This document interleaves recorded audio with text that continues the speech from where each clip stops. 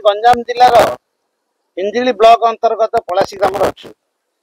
अदिनिया झड़ वर्षा कोहला पाग को धरी जो वर्षा लगी रही धान क्षेत्र में चाषी पानी जमी रही आउ केतक चाषी धान गदार गोड़े रही गजा को आरंभ है एपरिक अनेक चाषी जहाँकि एकर एकर फसल नष्ट होगा लगिला आसतु पलासी ग्राम जड़े चाषी अच्छा से निजर चाष विषय ऋण बाड़ी कौन करमती धान फसल घर को ने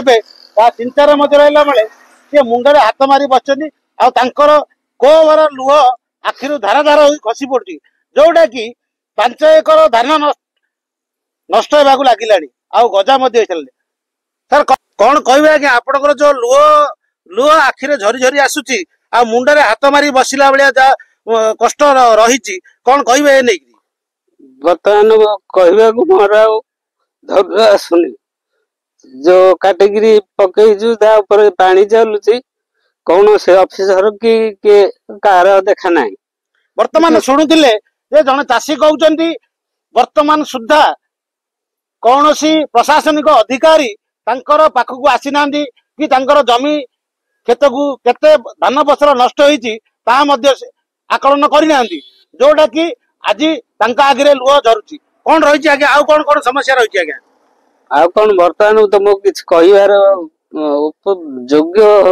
विवेचित मन कर से वर्तमान निजक धैर्य हर बच्चे कौन करेंगे भविष्य ही रही से सरकार को अनुरोध करमती ऋण बाड़ी सुझे और किपरि साहाय्य करेंगे से आम मध्यम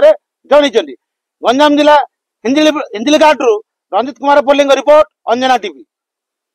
कौन से ऑफिसर देखा ना कि ये ना बर्तमान चाषी माने बिल रे घाटी होचो जो पानी जो धान धान कटा है पड़ी पानी चलुची कौन से ऑफिसर आसुना कि देखुना को सरपंच नहीं कि आमर को विधायक नहीं किए नहीं कि समय सभ्य किए आमर फील्ड के आसिक देखुना आउ बर्तमान आम काठू को धन ऋण आनिकी चाष करचु आमती लास्ट को चाषी आत्महत्या करेंगे जमी काटिकी पड़ी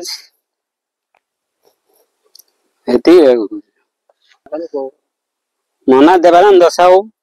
पलासी गंडोला ग्राम पंचायत दुखित बेले बर्तमान धान गजा हवा गला धान पर पानी चलुची